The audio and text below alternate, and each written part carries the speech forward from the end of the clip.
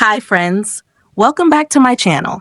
In today's video, I'm going to show you how to turn on the 120Hz refresh rate on the Samsung Galaxy A14. If you're new here, don't forget to subscribe and give this video a thumbs up. Now let's dive in. Step 1. First, unlock your phone and open the Settings application. This is where you can find various customization options for your device, including display settings, security settings, and accessibility features. Step 2. Now, locate the search icon in the top right corner and tap on it. The search feature makes it much easier to find specific options without having to scroll through multiple menus manually.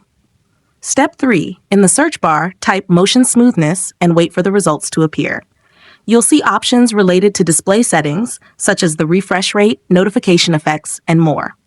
Step 4. After performing the search, find motion smoothness and tap on it. Then, tap it again to access the settings. Step 5. For the last and most important step, to turn on the 120Hz refresh rate, choose Adaptive Mode and tap Apply to enable the 120Hz refresh rate. This feature automatically adjusts your screen's refresh rate for a smoother experience. If you found this tutorial helpful, don't forget to give it a thumbs up and subscribe to my channel for more great tips.